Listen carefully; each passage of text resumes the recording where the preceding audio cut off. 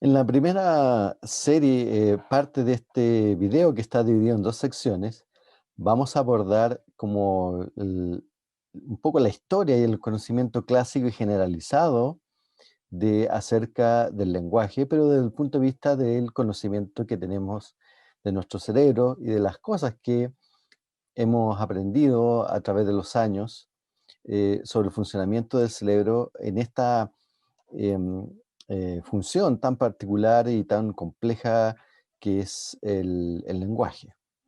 Entonces, en esta primera parte veremos algunos temas clásicos del lenguaje y de la investigación del cerebro en este contexto de esta función em, humana.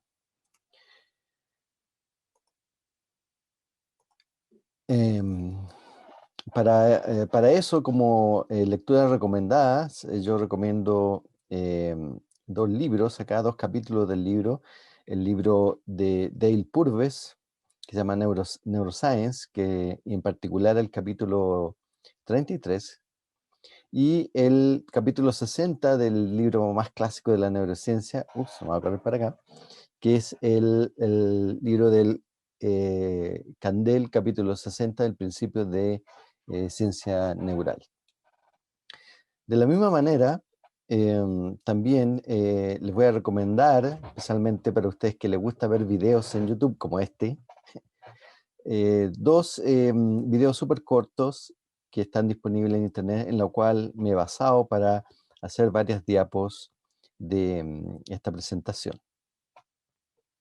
Entonces, en el día de hoy vamos a hablar de qué es lo que es el lenguaje, las representaciones del lenguaje en el cerebro. Vamos a ver desde el punto de vista clínico qué son las afasias y algunos modelos iniciales desde el punto de vista histórico de cómo se entiende el procesamiento del lenguaje. Y en el segundo video vamos a ver más lo que se sabe a nivel contemporáneo de la neurofisiología del lenguaje y algunos modelos actuales de cómo funciona el lenguaje desde el punto de vista del funcionamiento del cerebro. Bueno, esperamos al final de esta serie de dos cortos videos sobre el lenguaje, tratar de abordar esta pregunta que sale aquí en pantalla. ¿Qué es el lenguaje? Yo diría que hasta el momento no hay una respuesta clara desde el punto de vista de la neurociencia, que es lo que es el lenguaje. Sí hay muchos estudios ya clásicos desde otras disciplinas que han abordado el tema del lenguaje como la lingüística. Dentro de esa área de la lingüística hay disciplinas nuevas como la neurolingüística, que se trata de abordar el estudio clásico del lingüístico asociado a lo que sabemos cómo funciona el cerebro. Pero sí podemos hablar de algunos fenómenos que son generales y que cualquier teoría acerca de cómo funciona el lenguaje a nivel del cerebro se tiene que hacer cargo. Por ejemplo, de que es la habilidad de aprender el lenguaje y su adquisición por parte de nosotros, los seres humanos, está muy cableada, por decirlo así, desde muy temprano en nuestra edad. Nosotros, los bebés no necesitan un particular, digamos, programa de entrenamiento o un programa de enseñanza formal para aprender el lenguaje. Simplemente parece ser que los niños desarrollan esta habilidad observando a sus padres adultos y a las otras personas que los rodean y imitando los sonidos. Y eso es una experiencia que es más o menos familiar para cualquier persona que ha tenido niños o niñas. Inclusive, curiosamente, para aquellos niños que han nacido sordos, parece ser que si han crecido en un hogar en que se le ha dado un entrenamiento formal por parte de los padres de introducirlo al lenguaje de señas, inclusive parece ser que espontáneamente ellos pueden desarrollar sus propias señas en particular, ¿ya? Para comunicarse con sus familiares y amigos. O sea, no solamente se trata de adquirir una estructura fija, sino que un contexto en el cual se puedan comunicar y que puedan desarrollar nuevas palabras en este lenguaje, ¿ya? O sea, no estamos hablando de que simplemente sea una habilidad que dependa del sonido, ¿ya? Inclusive, em, entre personas de un mismo idioma, por ejemplo, no sé, español, que sean sordas y usan el lenguaje, ellos describen que pueden identificar un el cierto lugar de origen de las personas a través de su lenguaje de señas. O sea, podríamos decir, aunque no es apropiado, digamos, en el contexto no sonoro, digamos, decirlo, pero que podrían reconocer como un cierto acento, ¿ya? Y eso pasa, por ejemplo, en países un poquito más grandes y con mayor población, de que, por ejemplo, la gente que usa el lenguaje de señas estándar puede reconocer que las personas del mismo país em, eh, tienen pueden distinguir una diferencia regional, ¿ya? Por ejemplo, con respecto a la gente del sur de Estados Unidos. Ahora, yo que he conocido el sur de Estados Unidos, se da como una situación particular que es similar a aquí eh, lo que pasa en Chile, que la gente del sur habla con un tono y una cadencia distinta de los que estamos un poco más al norte o al centro de lo que es Chile. Lo mismo pasa con Estados Unidos, digamos, hay como un cierto tono sureño.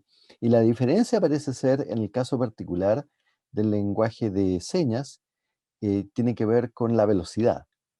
Entonces, aquellas personas que tienen una velocidad distinta, un poco más lenta, más relajada, tienen entre comillas, acento más sureño, ¿ya? O sea, aquí lo importante es que el lenguaje no tiene que ver simplemente con la palabra sonora, sino que se forma una estructura que no depende directamente del sonido. Y eso es muy interesante, que lo vamos a retomar más adelante en esta clase. Bueno, ¿cómo se estudia esto desde el punto de vista de neurociencia? Y eso implica conocer qué herramientas nosotros tenemos para estudiar el cerebro, ¿ya?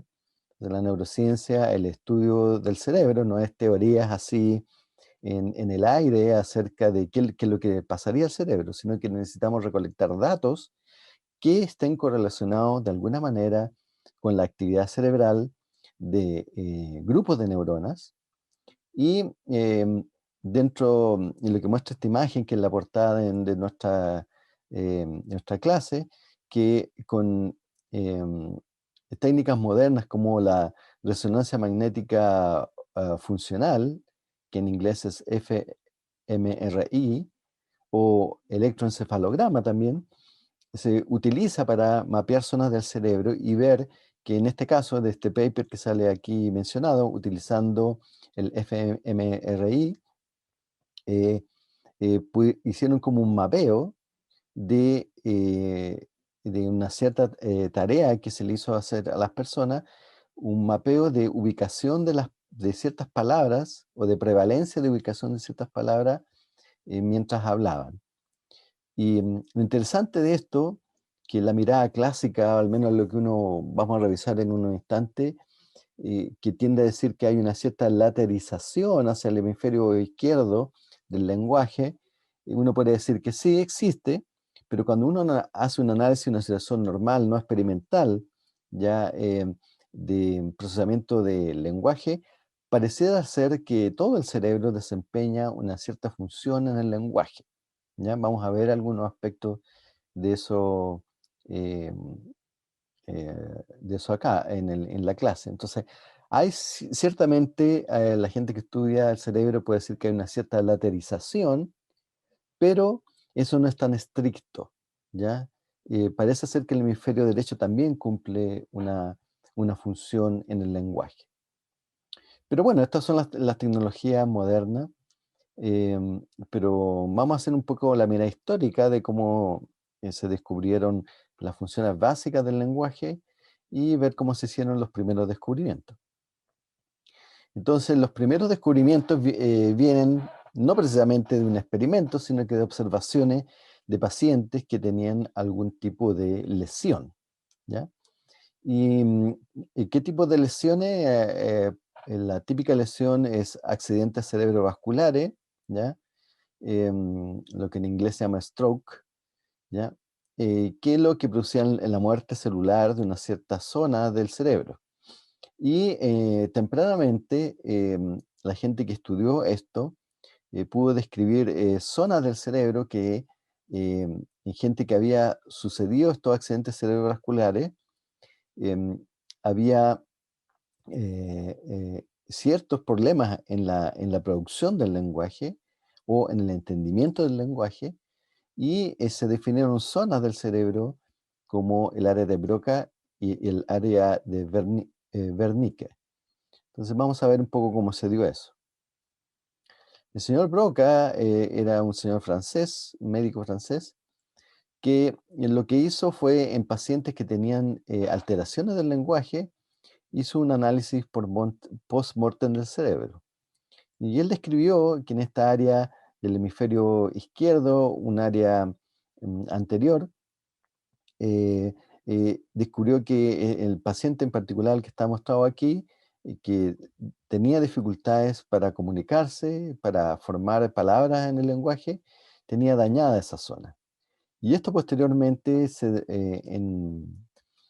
en honor de que el señor Broca describió este paciente y cómo estaba correlacionado anatómicamente con una zona del cerebro, se le denominó el área de Broca.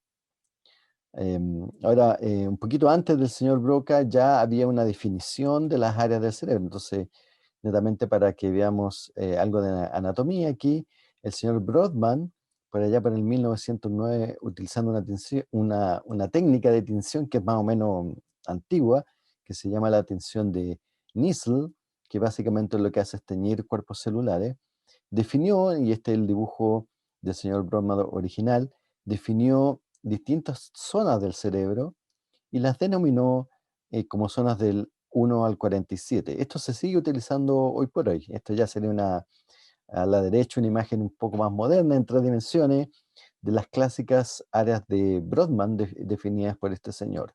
¿Ya? Así que introducimos esto acá porque lesiones ocurridas en el área de Broca se correlacionan con las zonas de Broadband llamadas la zona 44-45, ¿ya?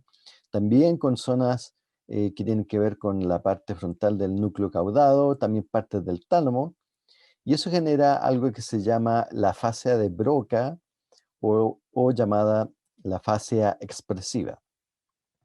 ¿Qué significa eso? Que los pacientes tienen problemas en articular, que es decir, no hay una habla fluida, es, es laboriosa, es vacilante, y la mayoría también pierde la capacidad de nombrar cosas o personas, y eso se llama anomia.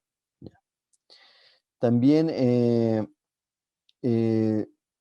a pesar de eso, esta gente que tiene este tipo de afasia, hay ciertas palabras de uso frecuente que no son afectadas por este tipo de lesión en esta zona, como puede decir, por ejemplo, una palabra coloquial, como puede ser decir hola, o tal vez o el tararear una canción que es más o menos conocida, alguna canción, por ejemplo, típicos coplas infantiles que uno aprendió de toda la vida, ¿ya? Y no tienen problema en reproducir ese tipo de sonido. Y respecto de la estructura de las oraciones, tienen mucha dificultad para utilizar elementos de función del lenguaje, como pueden ser los artículos, las preposiciones, ¿ya? Frente al uso de palabras que revelan contenido como los verbos, los sustantivos, adjetivos. Y esta condición se llama agramatismo. Pero parece ser que cuando estas personas se le solicita hacer algo, no tienen problemas en la comprensión. Y eso es interesante. Hay un problema aquí en la generación del lenguaje, es decir, en la construcción de todas estas características del lenguaje, pero ellos no tienen problemas en comprender lo que se le está diciendo.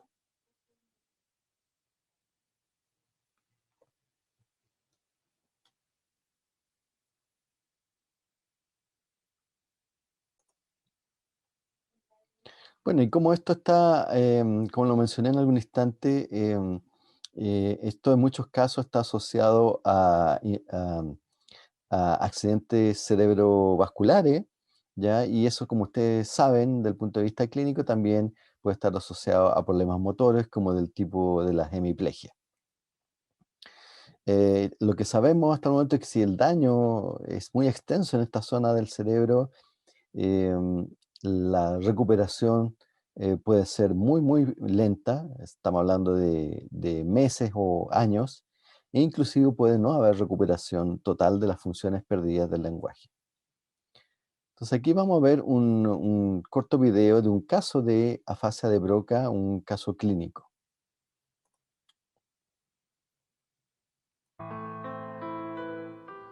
Bueno, Ana trabajaba como diseñadora de interiores antes de sufrir una lesión en el parietal izquierdo.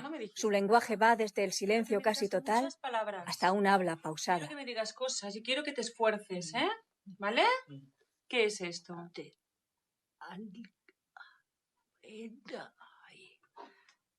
Entonces estamos viendo en este video cómo hay das tu dificultades mano? para generar Vale, mira. la palabra.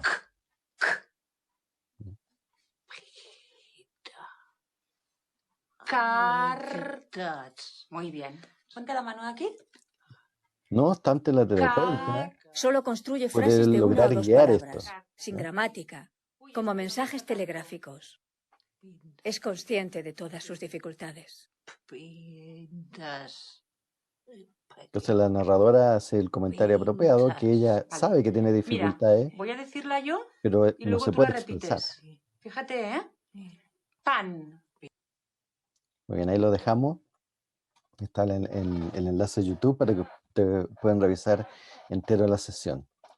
Bueno, hay otro tipo de afasia, que es la afasia de Wernicke, que es un anatomista alemán, que fue más o menos en la misma época de Broca, y eh, él estudió pacientes también que tenían di- eh, dificultad de lenguaje, pero que tenían daños en otra zona, distinta a la zona de Broca, ¿ya?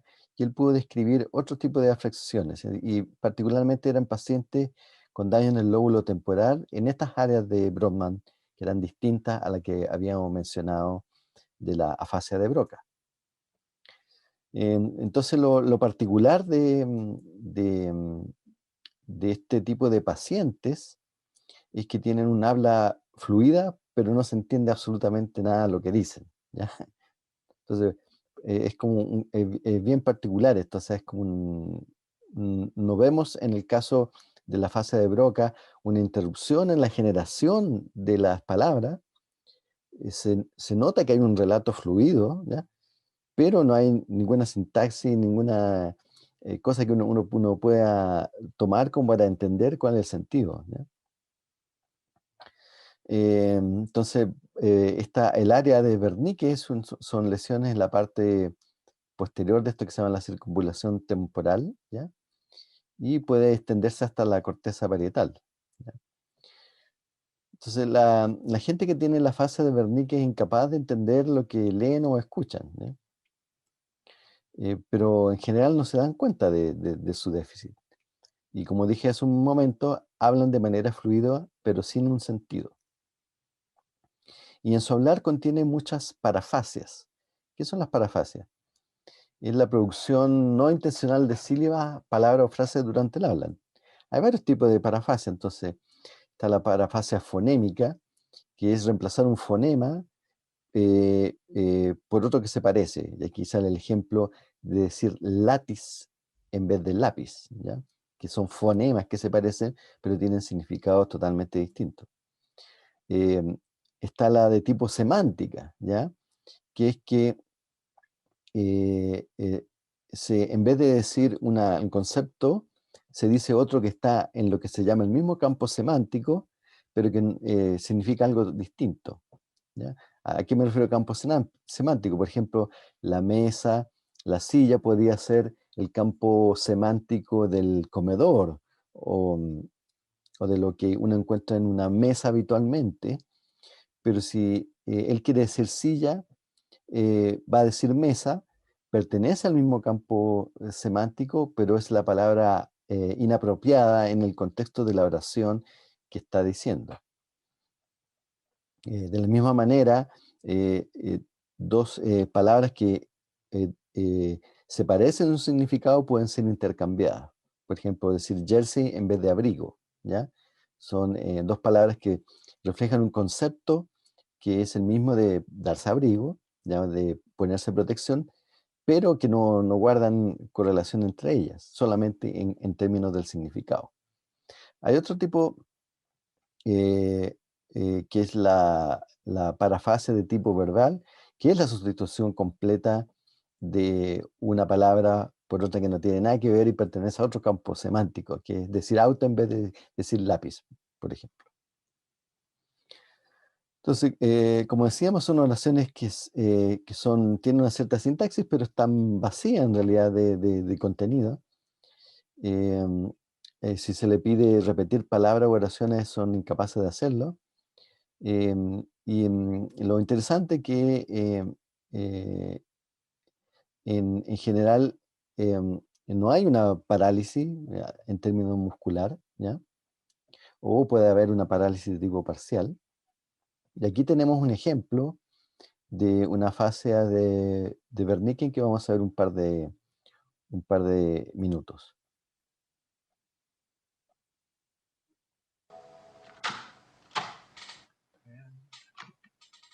Damas y caballeros, es para mí un placer participar en este acto sobre salud y el desarrollo de fuentes de energía. Estas consideraciones han estado con nosotros.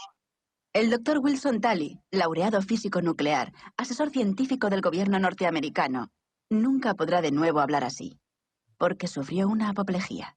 La llegada de la energía nuclear. Muy agradable. Marzo 99. 8. Apoplejía. Marzo 6. Dormir.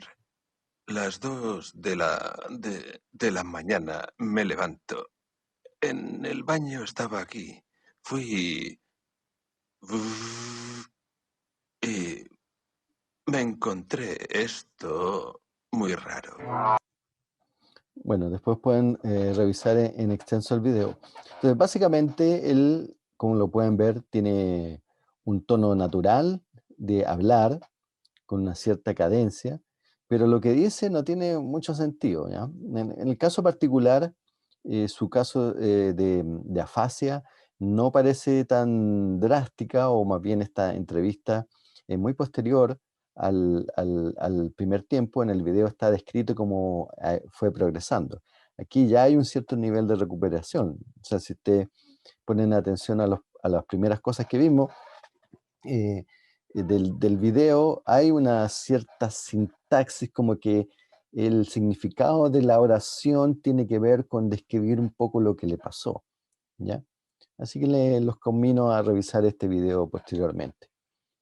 Bueno, el conocimiento, em, el conocimiento de los pacientes que tuvieron este tipo de afecciones de accidentes cerebrovasculares, ¿ya? Llevó a ciertos investigadores a proponer una especie de modelo de cómo funcionaba, ¿ya?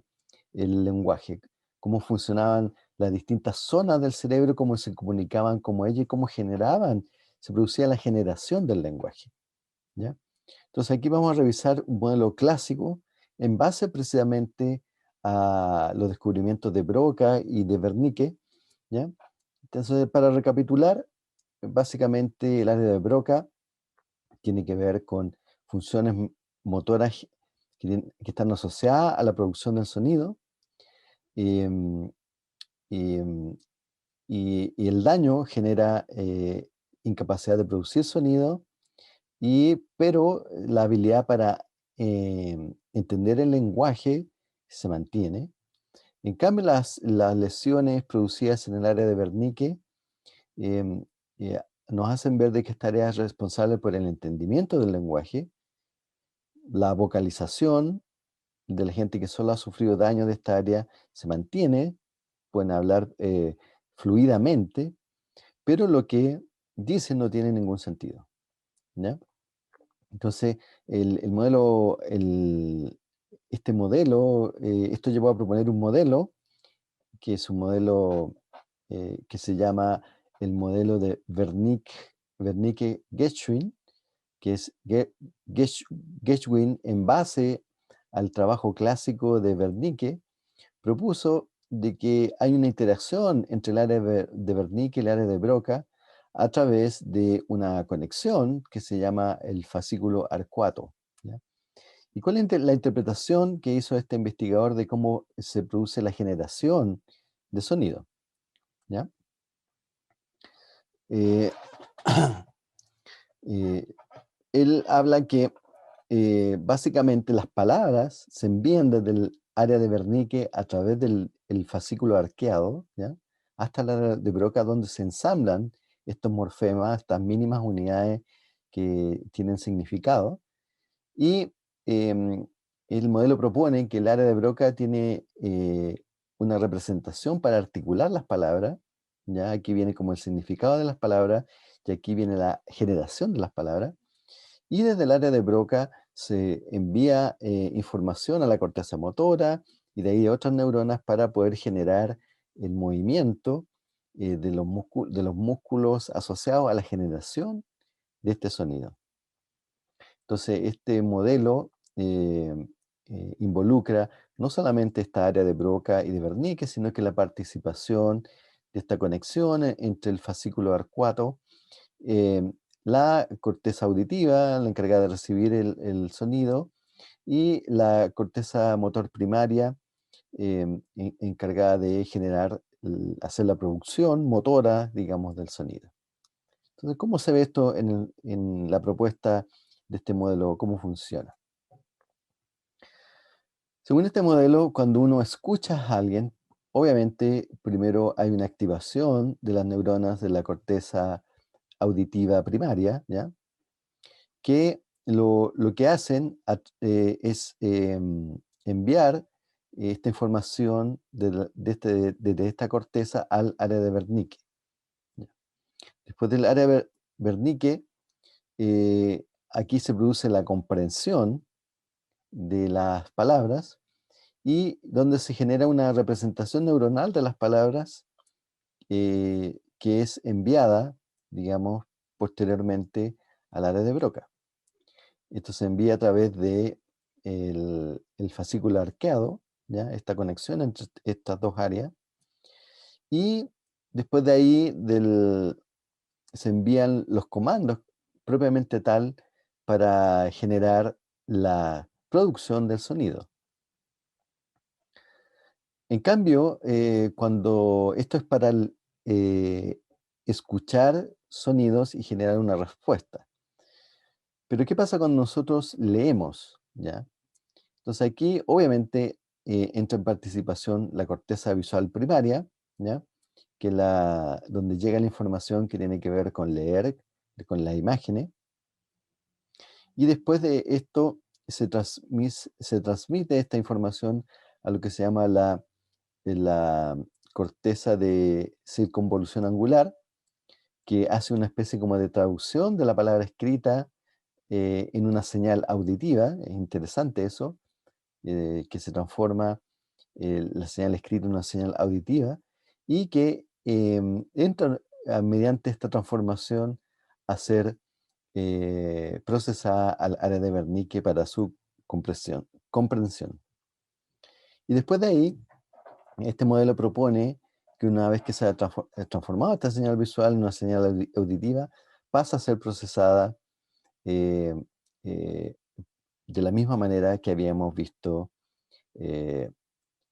anteriormente.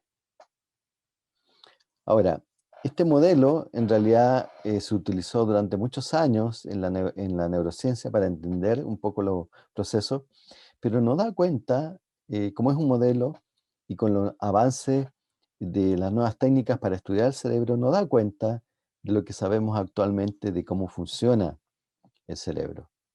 Así que es un modelo que ha ido quedando en desuso. No quiero con esto denostar la utilidad de este modelo, pero que fue coherente con los descubrimientos que se fueron sucediendo respecto a explicar la generación del lenguaje y que está basado en